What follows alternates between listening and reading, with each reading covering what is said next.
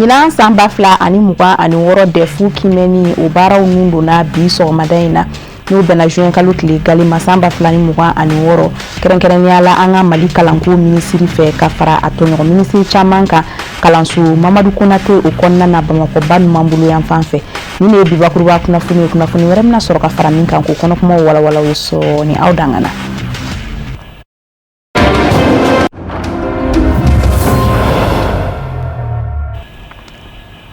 Ami foli ani barkada kɛ ka ɲɛsin aw kelen bɛɛ lajɛlen ma aw minnu ye Sherifula tele jabarani suganti k'a ka kunnafoni ɲumanw ta yɔrɔ ye an b'a fɔ n ka bisimila ni bamanankan kunnafoni ale kɛnɛ o dayɛlɛlen ye i n'a fɔ an y'aw tulo lasɔn bakuruba kunnafoni ale kɔnɔna na cogoya min na sisan DEF kimɛni baaraw nun donna ni o ye session de juin 2026 ye ɲinan kalanden 108,172 olu de bɛna ɲinan DEF kimɛni o kɛ Mali fantan ani 4 bɛɛ lajɛlen fɛ sɔgɔmada in na kalanso Mamadu Konate kɔnɔna na Bamakɔ ba ɲuman bolo yan fan fɛ kalanden 166 olu de tun bɛ minnu bɛ tali kɛ musomani o 78 na cɛmani o ye 88 ye nin kɛnɛ in yɛrɛ o de kɛra fana ka se ka ɲinan san 2026 a DEF kimɛni baaraw o nun don kɛrɛnkɛrɛnnenya la Mali kalanko minisiri fɛ fo ka taa se gouvernement ma 6 bɔɲɔgɔnko ma u ni kalanko ko ɲɛnabɔma ma caman Sherifula jabaranso tɔgɔ Alasajo Sidibe ani Samba Traoré tun bɛ u y'an sama minnu n'an ka jɛ ko seereya.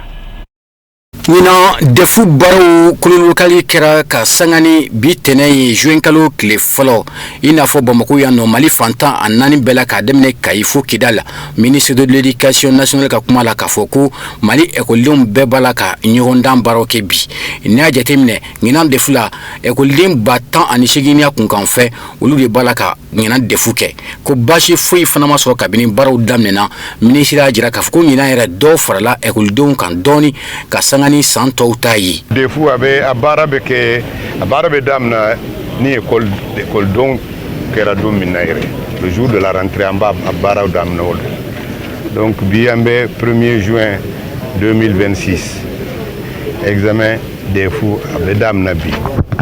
fan bɛɛ Mali kɔnɔ. ɲinan kɔni alhamdulilayi sawa san tɛmɛnenw na fana bon ɲinan kɔni an bɛ se k'a fɔ ko tagabolo la a ka fisa depuis dugu jɛra foyi ma bɔ foyi ma kɛ donc a ka fisa quoi. Groupe scolaire Mamadou Konate o de kɛra yɔrɔ ye ni ministre garisɛgɛ donna in na ka baaraw kunfɔlɔw kɛ yen nɔ kɛnɛ kan ministre 6 ka fara ale kan olu de taara min b'a to ka taa jira écoledenw na k'a fɔ DEF tɛ fɛn wɛrɛ ye hakilisigi baaraw de don i ye baara min kɛ san kɔnɔ i bɛ la ka taa sigi o baaraw de kan donc k'u ka da u yɛrɛ la u ka baara kɛ basigi kɔnɔna ye. Kɔlɔsikɛlaw o le surveillant ye n ye mun f'u ye ko an dalen b'u la parce que an de sugandi bila ye donc an dalen b'u ka baara la mais an jigi u ye ala an jigi ye ala ye an jigi olu fana ye k'u ka baara kɛ a kan ka kɛ cogo min na o ye surveillant ye écoledenw an ye mun f'u ye u ye kalan min kɛ san kɔnɔ u bɛna ɲininkali o de kan question tɛna d'u ma min t'u ka programme la min jaabi t'u ka programme la o tɛ yen donc u ka baara kɛ u hakili sigilen inchallah a bɛ ɲa an bɛɛ bolo a bɛ ɲa olu bolo voilà ni résultat bɔra don min na an hakili b'a la nin centre ani centre bɛ mɔgɔ caman bɛ déclaré admis c'est-à-dire u b'u ka DEF sɔrɔ. Ministre kelen ka enveloppe fɔlɔw dayɛlɛ k'a jira k'a fɔ ko baaraw bɛ se ka daminɛ an ye écoleden dɔw ɲininka hali ni dɔw ɲɛda i b'a dɔn ko sɛŋɛ b'a a dɔw ɲɛ kan nka dɔw fana jira k'a fɔ k'olu sirannen tɛ sabula olu kelen bɛ ka a labɛn kabini san daminɛ la k'olu b'a ɲini ala fɛ ka u bangebaaw nimisi wasa sabula u bɛ baara min na u ye k'u sara t'u bolo. N pɛrɛnnen don. I pɛrɛnnen don yala nin épreuve fɔlɔ in bɛ cogo di yɛrɛ? A ka fisa. Labɛnnen don. Yala a kun fɔlɔ bɛ cogo di? A kun fɔlɔ ka fisa. Ne bɛ classe de 9e année la Abel Ouattara ka école la. An bɔra rédaction de ka épreuve la et pour le moment a diyara. Ne ma gɛlɛya foyi sɔrɔ a la. Sisan kɔni ne labɛnnen don ka sujet tɔw bɛɛ kɔnɔ n'Ala sɔnna ma. Ne ye ne siɲɛ fɔlɔ de DEF la. Yan kɔni kalan ka ne ye maîtres bɛ baara kɛ administration mɔgɔw fana ye mɔgɔ ɲuman ye u y'an préparé examen na parce que an ye examen bila 3 de kɛ a bɛɛ jara. Fɛn mun ka ne o ye ka kɛ docteur ye fɛngɛ pneumologiste min bɛ fɛngɛ mɔnbana fiɲɛ sama fɛngɛ ninnu a bɛ baara k'o de la bɛɛ k'a ta k'a yɛrɛ ma kana mɔgɔ si ka fɛ lajɛ parce que n'i ye baara kɛ so kɔni u tɛna ni fɛn ye min ma di ne k'a ye donc i bɛ se k'o kɛ. Rive Gauche ɲɛmaaba a y'a jira k'a fɔ ko ale ka centre la ko centre 100 ani centre 50 kɔ de bɛ yen nɔ nka groupe scolaire Mamadou Konate la écoliden 100 ani maa 66 musomanin 78 cɛmisɛnnin 88 o de bɛ centre in kɔnɔna na. Directrice y'a jira k'a fɔ ko baasi foyi ma ye kabini baaraw daminɛna k'a b'a jigiya k'a fɔ fana ko defu ɲuman fana bɛ ban sabula kabini defu ma se ko sensibilisation caman kɛra fan bɛɛ lajɛlen fɛ min b'a to foroduw kana kɛ cogo min na. An bɛ Ala fo ka barikada sensibilisation caman kɛra année scolaire kɔnɔna na. Sensibilisation message passera an ka ministre yɛrɛ ye caman k'a la an ye dɔ k'a la an collègue enseignants fana caman Ala y'a kɛ message ninnu passera bi sɔgɔmada in na an ye constat min kɛ an ɲɛ b'a la écoleden si ma don ni saki ye centre d'examen kɔnɔna na kuma tɛ salle de classe ma donc u bɛɛ nana ni u ka pièces u ka biki u ka carte scolaire min autorisé len don centre kɔnɔ u nana n'o de sɔgɔmada in na surveillant bɛɛ b'u ka salle kɔnɔ écoledenw fana nana u ka examen kɛ ne ka niveau la écoleden ye 39 961 candidats il y a 150 centres de bɛ yen nɔ. Ɲina i n'a fɔ aw de ɲɛ b'a la jabarani na cogo min na i n'a fɔ san tɔw écoleden fɛn fɛn mana na i n'i ka saki tɛ don cours kɔnɔna na o kun tɛ fɛn wɛrɛ min b'a to fraude ka se ka dabila cogo min na écoleden o écoleden n'a ma ɲɛ k'a fɔ k'i bɛ defu la i ka da i yɛrɛ la dɔnna min b'i kunna i ka t'o la waliya kilasi kɔnɔ ko o de ɲininen bɛ écoleden bɛɛ lajɛlen fɛ. Ministre de l'éducation nationale a ye welewelekan min fɔ k'a ɲɛsin candidaw ma k'a fɔ k'u ka da u yɛrɛ la u kana fraude kɛ. Defu ye diplôme ba de ye tiɲɛ fɔ diplôme fɔlɔ de don n'i y'a sɔrɔ i bɛ taa lycée la ni i ye lycée examen fana kɛ bac i bɛ taa université la voilà donc an bɛ denmisɛnninw la bɛn de pour ka kɛ olu de bɛ sini président sini ministre olu de don donc n'an man jija pour ka former bien c'est-à-dire u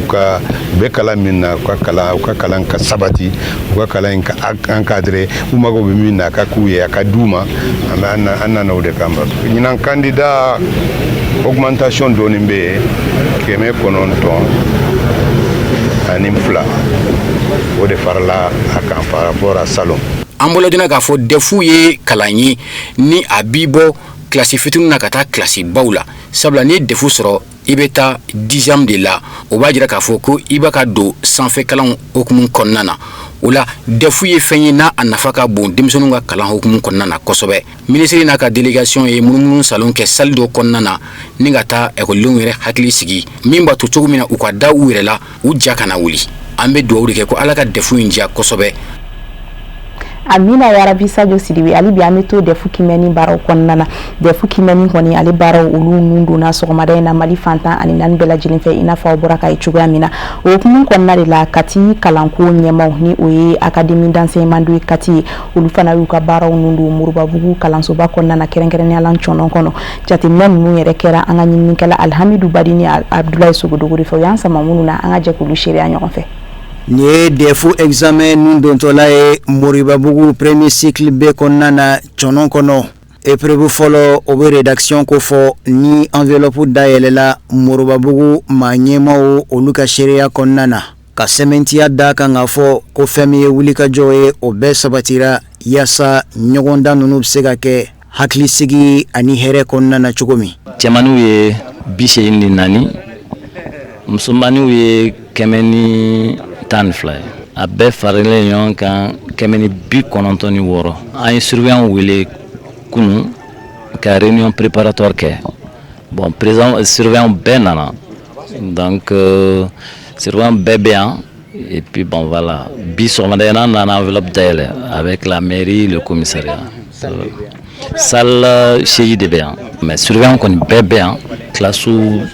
occupé de surveillant fila bɛ classe bɛɛ la. O siratigɛ kan kumaw taara ni kɛnɛ kan ka bilasiralikan caman ɲɛsin kalandenw ma o k'u janto yɛrɛ la hakilisigi ani cɛsiri kɔnɔna na cogo min o bɛ se ka kunnawolo sɔrɔ. Sɔgɔmada in na an nana ka lancement kɛ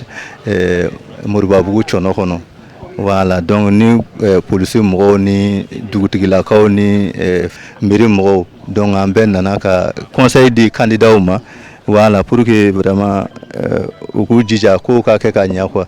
voilà fraude kana kala donc denmisɛnninw ka baara kɛ comme il se doit jigisigi bɛ on suppose que vraiment ko bɛ ɲɛ surveillant bɛɛ k'i ka baara kɛ comme sariya y'a fɔ cogo min na donc n'o kɛra il n'y aura pas de problème ni bɛɛ y'i ka baara kɛ a fɔra cogo min na donc gɛlɛya tɛ kɛ yen. donc on est jaloux de Sɔgɔmada na Moribabugu commune kɔnɔ parce que bi donba ye Mali kɔnɔ n'o ye DEFU tile fɔlɔ ye donc an yɛrɛ ka commune kɔnɔ yan donc i yɛrɛ ɲɛ b'a la cogo min na an ye disposition bɛɛ ta i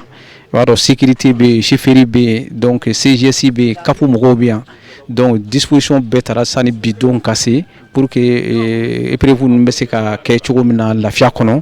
wala dekun tɛ y'a la quoi donc Sɔgɔmada na i yɛrɛ ɲɛ b'a la donc an nana épreuve fɔlɔw lancer bon a kɛra vraiment bɛn kɔnɔ a kɛra lafiya kɔnɔ donc mankan tɛ yen quoi voilà donc an nisɔndiyalen don vraiment ka ɲɛsin denmisɛnninw ma donc o de y'a to an ye dugawu don kɛ denmisɛnninw ɲɛna u k'u cɛsiri kalan na. diplôme d'études fondamentales n'o bɛ DEFU ko fɔ ɲinɛn ta san 2026 kalanden maa 333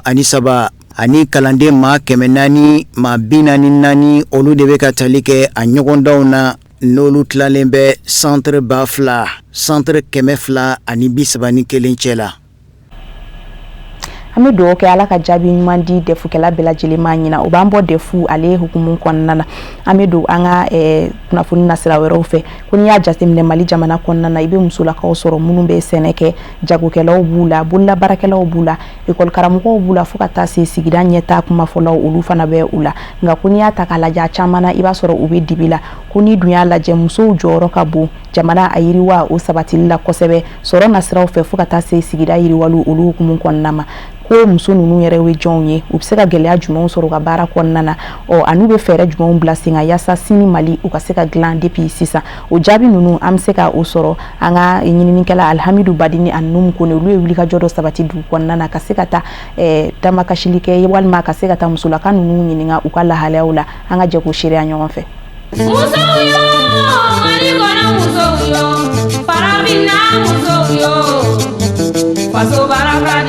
kabini fajiri kɛɲɛ fɔlɔ an ka muso cɛsirilenw y'u selen ye hɔrɔnya ni danbe kɛnɛ kan ka balo i wɔsi la ka sɔrɔ i ma siri mɔgɔ la ni k'u jɛniyɔrɔ fin denbayaw olu ka nisɔndiya n'u ka lafiya la. Aminata, Fatmata, Bintu, Mariam anu ɲɔgɔnnaw olu kale ka di ko u na dɔ kɛ u yɛrɛ ye.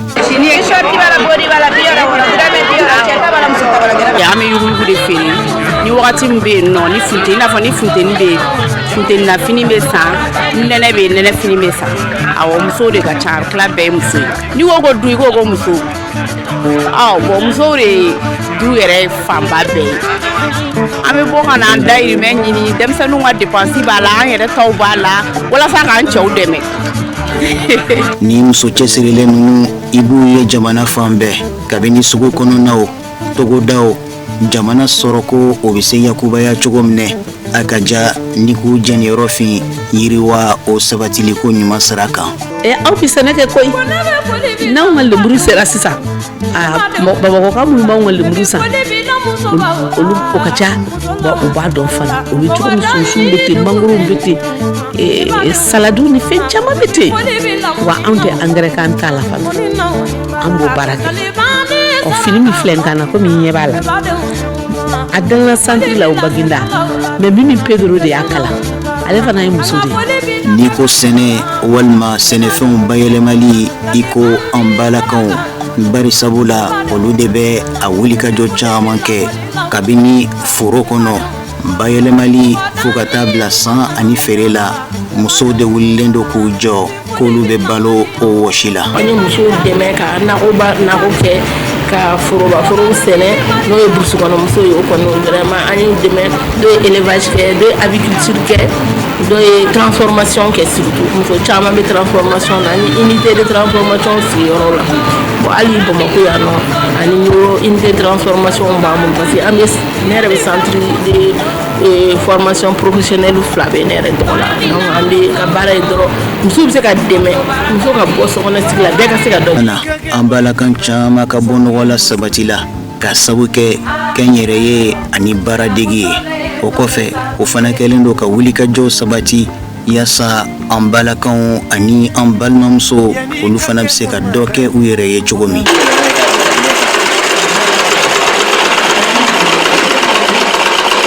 Centre sigi ni bi cɛ an ye maa bayiri ka former parce que an ye mɔgɔ min former ka ca 2000 personnes donc olu former dɔw fana caman alhamdulillah bi caman bɛ ka baara k'i yɛrɛ ye ou bien caman bɛ ka baara kɛ mɔgɔ wɛrɛw ka entreprise kɔnɔ o hakilina in sababu fana nana parce que Mali la yan mɔgɔw tɛ mode valeur dɔn san o san an bɛ étranger sɔrɔ an ka kalanso in na yan n'o ye ivoirien ou centrafricain sabula olu ka jamana ninnu kɔnɔ n'i ka niveau ma taa ɲɛfɛ i tɛ se ka taa école de couture la mais Mali kɔnɔ yan nɔ an kɛlen don ka baara in kɛ.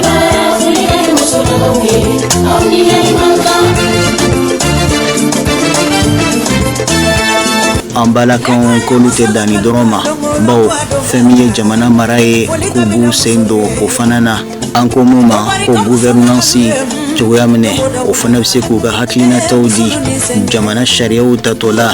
ani k'i wuli k'i jɔ a lawaleyali sira kan ko bawo kun tɛ se ka di cogo si la a tigi kɔ. Ka musolakaw ye jamana ka fanga buda kɔnɔna la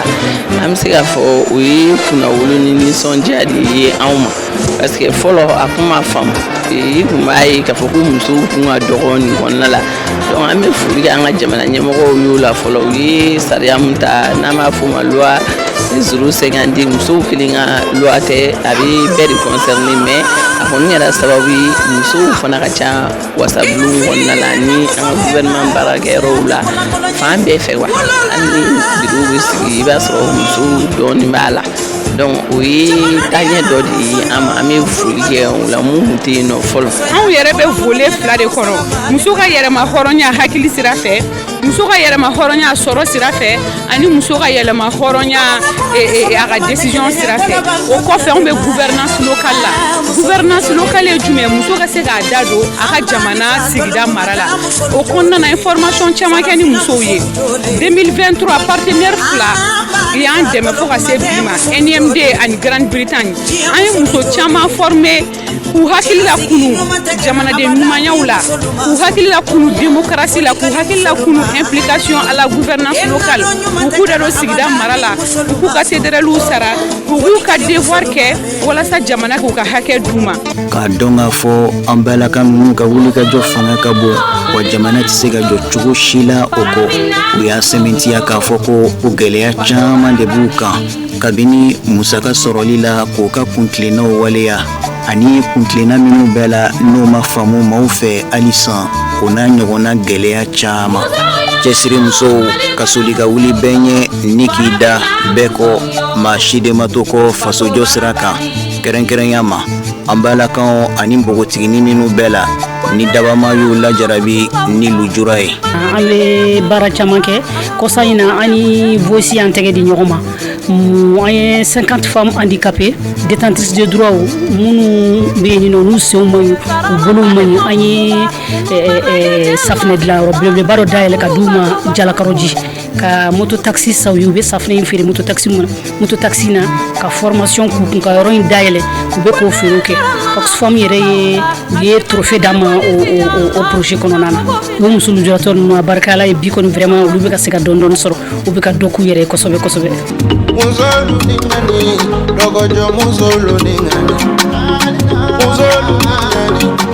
Sɔrɔ ani yiriwa o dama dɔrɔn tɛ an balakaw k'u kale ka don k'a fɔ ko n'u jɛniyɔrɔ fin bɛn ani kolosuma sabatili la Mali jamana kɔnɔ kɛrɛnkɛrɛnya ma yɔrɔ minnu bɛɛ la ni gɛlɛya bɛ n'u yɔrɔw ka jan kosɛbɛ duguba kɔnɔnaw ma. Fɛn o fɛn min bɛ yen n'o de ka se association ma regroupement fɛn o fɛn n'a bi kɛ musow bi fara ɲɔgɔn kan la et puis musow représenteren b'a bɛɛ la o tɛmɛlen kɔfɛ n'i donna an ka duw kɔnɔna na ni kungo b'i bolo a kɛra hɛrɛ tana ye a kɛra fɛn o fɛn min ye f'i yɛrɛ b'i jɔ i yɛrɛ la tellement que musow bi bɔ ka na kɛ ka yɔrɔ fa i yɛrɛ t'a dɔn k'a fɔ nin bɛɛ jama sera ka na e nɔfɛ cogo min f'i b'i jɔ i yɛrɛ la an kɔni an fɛ yan nɔ an b'a fɔ vraiment bɛn ni keleya a bɛ an fɛ yan. Maliba musow ko jamanajɔ tɛ kɛ olu kɔ cogo si o ye taaɲɛ sira ta o bɛ hakilijagabɔw kɛ wa maa bɛ se k'u kɛ misali ɲuman ta yɔrɔ ye faso jɔbaw an balakaw a caman yɛrɛ dɔɔnin tɛ tuma dɔ la nka yiriwa kuma tɛ se ka fɔ cogo si la olu kɔ o caman de kɛlen don ka jɔyɔrɔba ta denbaya ka lafiya ani dudenw olu ka hakilisigi kɔnɔna na ka an faw olu dɛmɛ n'a ma ɲɛ k'a fɔ ko kow bɛ nin cogo la a bɛ ɲini an bɛɛ lajɛlen fɛ bɛɛ k'i kɔfilɛ an balaka ninnu ani an balimamuso ninnu na ko baw n'i ye muso dɛmɛ i ye du dɛmɛ wa i ye jamana dɛmɛ.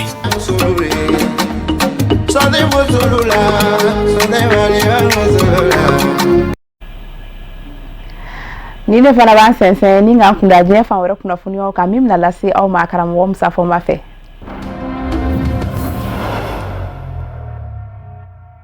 Senegal jamana ɲɛma Basiru Jumayi Fayi b'a fɛ CEDEAO commission ɲɛmaaya ka ɲini a ka surasiya ministre Général Biram Diop ye ka sabu kɛ Général Biram Diop Senegal surasiya ministre ma don min ka donda ka bɔ Senegal jamana ɲɛma Basiru Jumayi Fayi ka fɔla diɲɛ seleke naani binakun koɲɛw ɲɔdɔnni na ka sabu kɛ a ye jɔyɔrɔw minnu da diɲɛ seleke naani jɛkulubaw kɔnɔ ka daminɛ Nazarala tɔnba Union Européenne kɔnɔ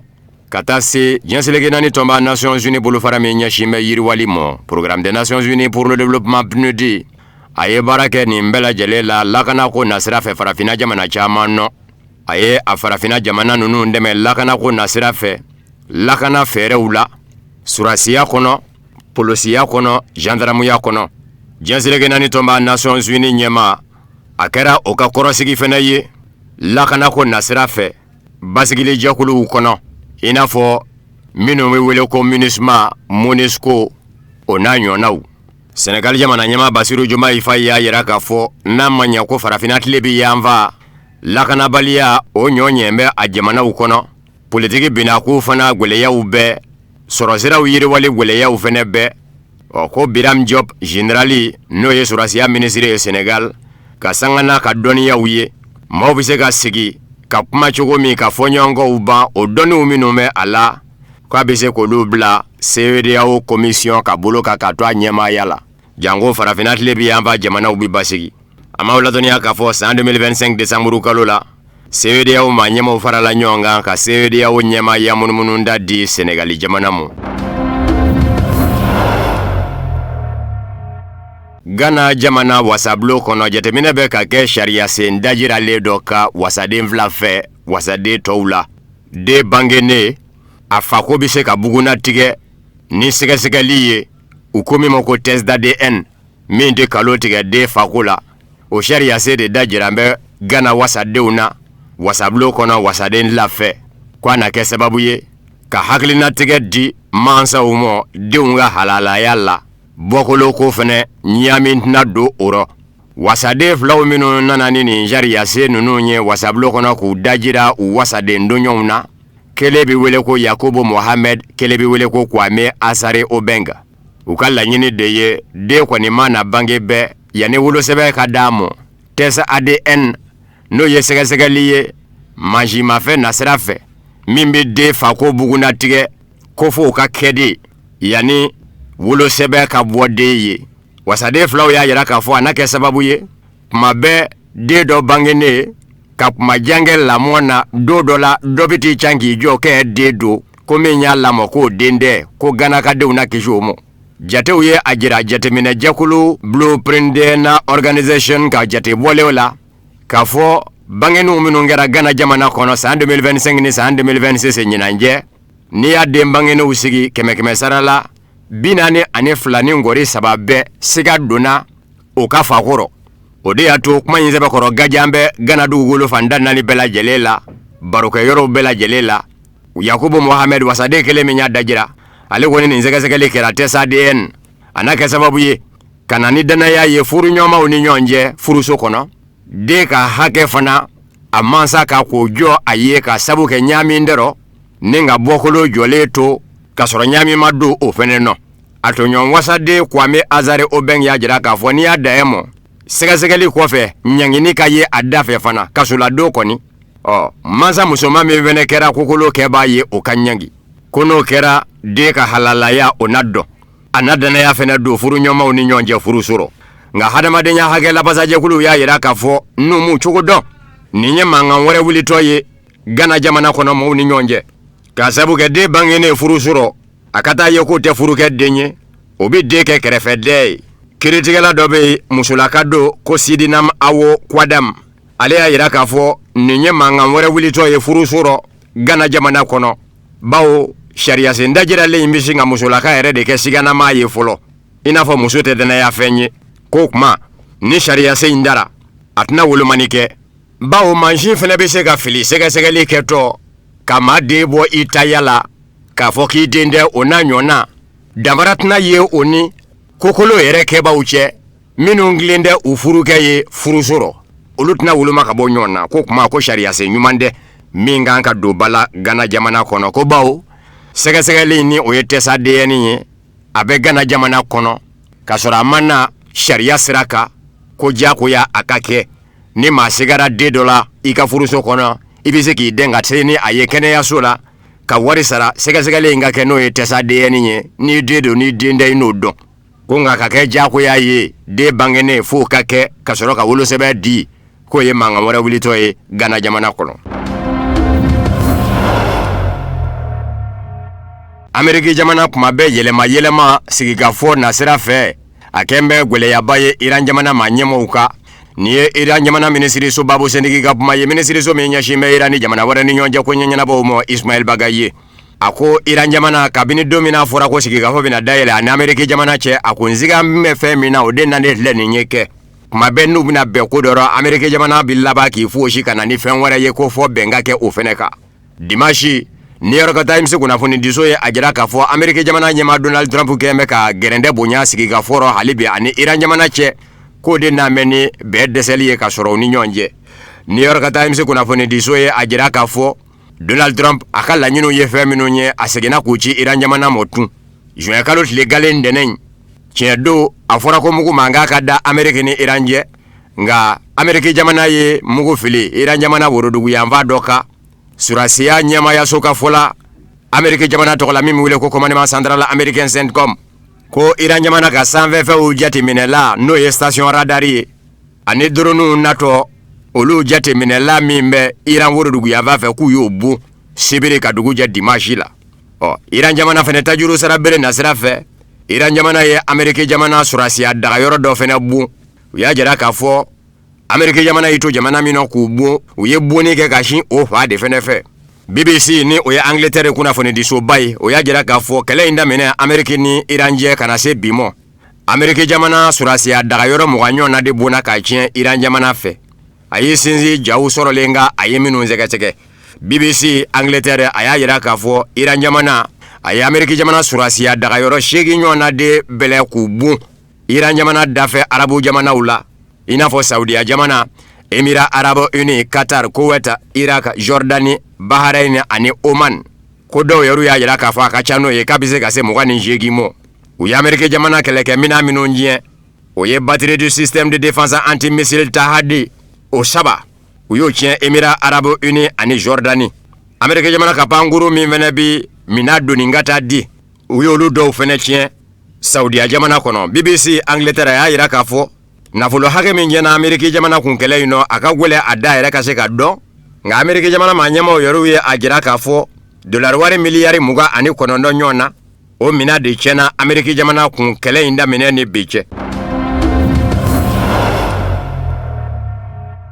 Angleterre surasiya minisiri John Ele a y'a jira k'a fɔ Angleterre jamana a laban n'a ka kɛlɛkɛ pankuru sendelenninw dɔw bila ka taa Rumani yanfan fɛ n'a ma ɲɛ k'a fɔ n bɛ ko Irisila jamana doronin dɔ tari yɛrɛ sɔrɔ Rumani dugu la dugu min bɛ wele ko Galati ko bibi na u bɛ kuma ɲɔgɔnya la ni o ta kɛlɛbolo ɲɛmaayaso ye min bɛ se ka to Angleterre jamana bi fara u kan Angleterre jamana keleke panguru zendeli nu avion de chasse u kata demedo Rumani jamana mo mate ko jogodo ni ko kera gajam venye eresilani Rumani ja akasoro labe kembe ka eresila jamana makono yi aya ira ka fo uga keleke panguru zendeli ni nani nyona ko be Rumani ndugu koloka kaba kasangani ota kala nyini ye mekalu tlemuga ani konondo temeni Rumani zurasia ministri soye ajira ka fo droni do bira sanga sodoka Rumani ndugu la mimi wile ko galati ko droni ko irisila jamana droni ndu nga kuna foni dira ukele ka nyini ngali tengu irisila jamana nyama Vladimir Putin na kafo anyame ko Rumani jamana kono irisila jamana droni ndu tari yere soro dugu doro yi ebisega mumwo anye oro Vladimir Putin ya yira kafo aya nyini Rumani nga ufe droni mimi na ufe afalaka ka nyini ka lase irisila jamana ma ka sega bulaka nonde madala kafo irisila jamana droni ndu abise ka femi mvo igerani jamana droni mvile ndu kata Rumani ya vafe ninga suti tuluda dabiku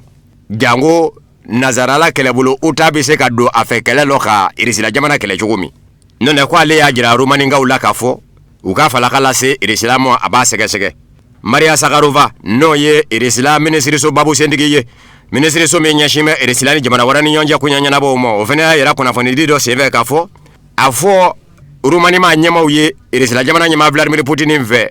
ko ka fala kala se irisila mo akasega ni biche ko fema se umo Dmitry Peskov minye Vladimir Putin yera ka babu sendigi ofena yera kafo anyini na Rumani nyama na fe droni fala kala se umo ukasega no ya soro irisila jamana tado ko foni biche ko Rumani jamana mujabi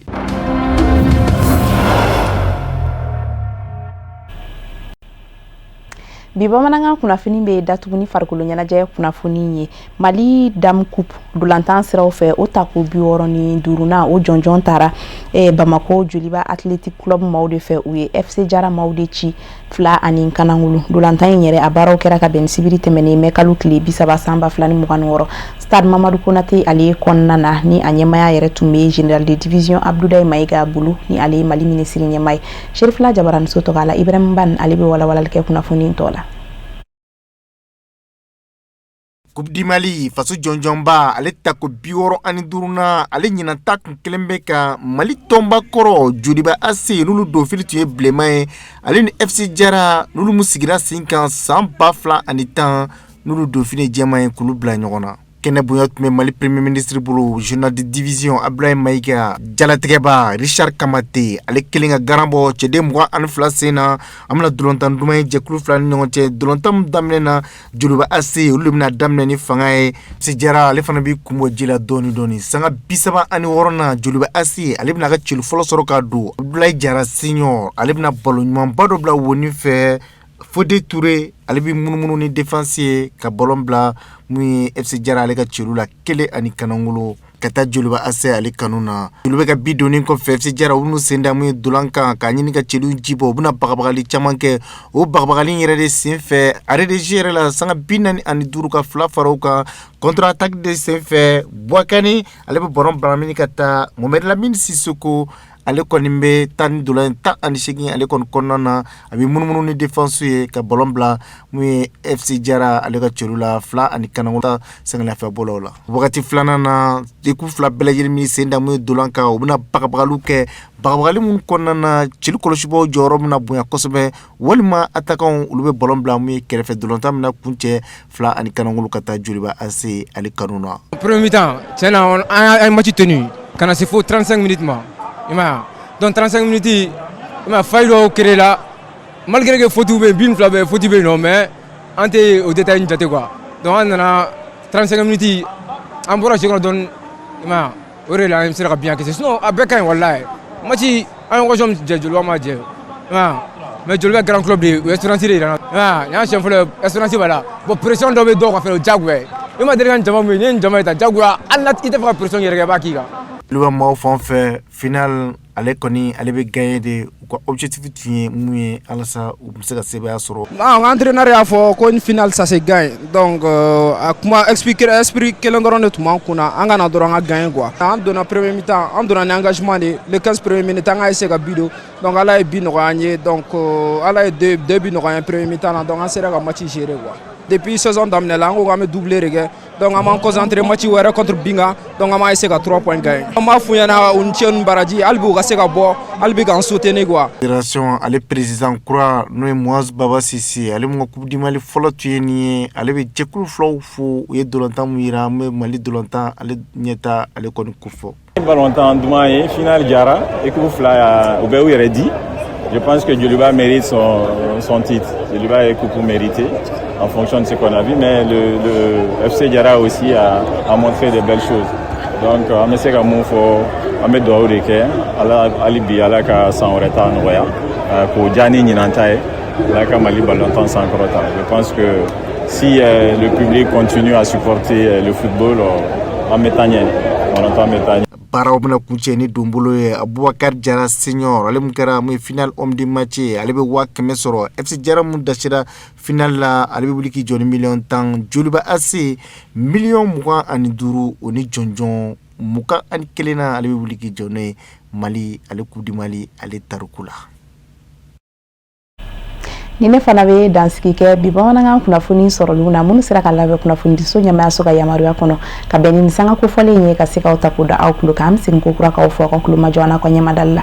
n'ala ma basi kɛ n'a ye diɲɛ kuma wɛrɛw yira an na aw ni aw an bɛ ɲɔgɔn sɔrɔ ni kɛnɛ kelen kan ni waati kelen in na an bɛ dugawu kɛ an ka jamana ye ala k'a basigi ka kolo suma ala ka so yɛrɛ d'an bɛɛ lajɛlen ma.